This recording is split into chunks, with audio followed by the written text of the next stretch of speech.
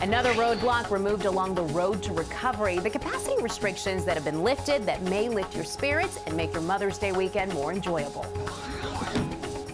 The clouds have moved in. Next up, the rain. Tracking it for you through morning. And New York Live with the Washington Heights Gem serving up a creative spin on dishes from Singapore. This is News 4 Now for May 7th. I'm Gilma Avalos. Dinner reservations are a little easier to get here in the city, and that's because capacity for eating indoors is expanding. Starting today, 75% capacity is allowed for indoor dining.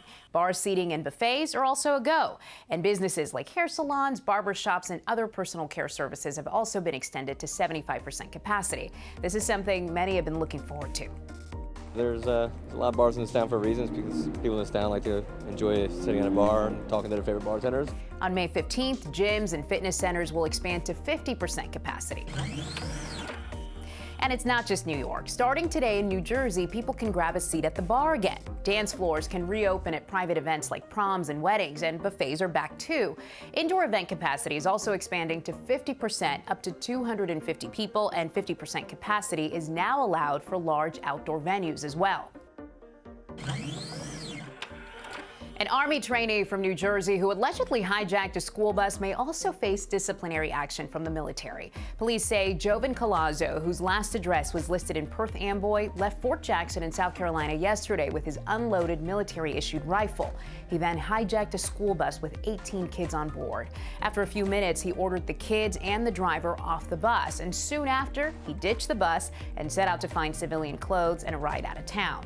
Now, police don't believe Collazo meant to hurt anyone. They think he just wanted to get home. Right now, he's facing several charges, including kidnapping. Sheldon Silver's bid to stay at home appears over. Sources say the disgraced New York power broker is being ordered back to prison. Silver was released this week, just 8 months into a 6-year federal sentence for corruption. The former Assembly Speaker asked to serve his term under home confinement, but Manhattan prosecutors objected. So far, Silver and his attorney are not commenting. A Connecticut family is desperately searching for their dog after the pup was stolen out of their own front yard. This happened at a home in Stratford. Video from a neighbor's surveillance camera shows a man walking by and unhooking the dog's leash and then walking away with him. The dog, who's named Simba, is a Cavapoo and turned 1 last week. His family is pleading for his safe return. Just let him come home. He needs his medication, and he needs his family as well as we need him. He doesn't belong to you. It's not right. If you know anything about where the dog may be, please call police. Tourists could soon get their COVID-19 vaccine while visiting some of the city's biggest attractions. Mayor de Blasio says he's working to get state approval to distribute Johnson & Johnson shots to tourists at popular destinations like Times Square, Central Park, and the High Line. But we think this is a positive message to tourists. Come here, it's safe, it's a great place to be, and we're going to take care of you. We're going to make sure you get vaccinated while you're here with us. Unlike Moderna and Pfizer, the J&J vaccine only requires 1 dose, so out-of-towners won't have to worry about a follow-up appointment. Mayor de Blasio honored nurse Tanika Price on National Nurses Day Thursday. She spends her days recruiting people in Times Square to get their vaccine, and you saw it there. She even recruited the naked cowboy. Connecticut reaching a national goal in the race to vaccinate 2 months ahead of schedule. Governor Ned Lamont says 70% of adults in his state will have at least 1 shot by this week. That's the July 4th goal set by President Biden. The achievement may be helping to drive Connecticut's positivity rate below 2%. COVID-related hospitalizations are also down there. Happening today, Luna Park in Coney Island extending its amusement park hours. The park will be open to the public on Fridays from 1 p.m. to 7 p.m. That's through Memorial Day weekend, and after that, Luna Park is open to the public on weekdays and weekends all summer long. Luna Park officially reopened last month to the public, operating at limited capacity. A nice start, but cloudy for most of the day. But Maria, it looks like Saturday may be a little dicey too. We did have a little tease this morning with all the blue skies and sunshine, but the clouds have moved in. The next question is, where is that rain?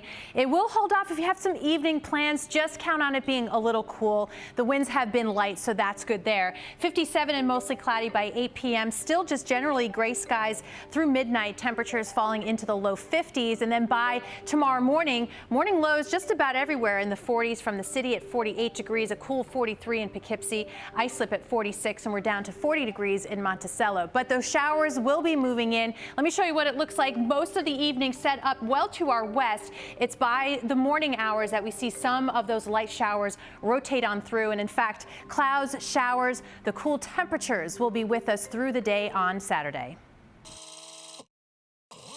Giving a new spin to the cuisine of Singapore, New York Live takes you inside a Washington Heights gem, native noodles.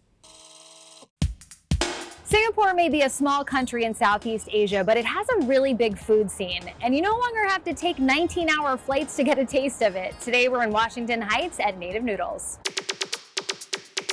Amy, tell me, what is Singaporean cuisine?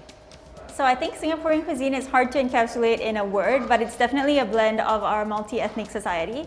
So we have Chinese, Malays, Indians, and then Eurasians as well, or like people who have intermarried. And so that all translates into our food. So it's a delicious blend of spices, curries, noodles and rice dishes, and I'm excited for you to try some. I'm very excited to be here. I traveled to Singapore maybe 6 years ago, and I loved it. And one of the things that stood out to me the most was what a food-driven city it is. Everybody's eating, everybody's talking about eating. Yeah. Was that a big part of your life growing up there? Oh, 100%. So there are a few different dishes that Singapore is really famous for, one of them being the chili crab. Can you tell people who aren't familiar with it what it is? It's essentially a special occasion dish. People go out to eat it as a family, and it's a whole crab, and usually they're Sri Lankan crabs, so pretty sizable. And it comes almost swimming in a pool of this delicious sauce, and they serve it with a platter of deep fried buns for dipping. And so for me, whenever we ate that, the best part was always the buns and the sauce, so I had to have it on the menu. These are dishes that I wanted to show you where we put our fun spin on Singaporean classic flavors. So things that you might not find exactly in this form in Singapore, but when you taste it, it would still remind you of home. This is our popcorn chicken. There's a dish in Singapore that's very well loved called cereal prawns. And so I took that cereal mix and put it over fried chicken. And then right here we have our satay peanut noodles. So in Singapore, satay is usually eaten on a stick, with chicken or lamb, and then served with this really lovely rich peanut sauce. And so instead of doing meat on a skewers, I just translated that sauce into a noodle form and then serve it with a protein of your choice. And here we have our honey roasted pork. And for the grand finale, we have dessert. Yes, so the one dessert on our menu right now is our pandan waffle. It's served with our homemade coconut jam, which we call kaya. This brings back memories. It's amazing, like fragrances, flavors, they just take you and transport you places. Yeah. I wouldn't mind getting on a 19-hour flight tomorrow, but this is way closer.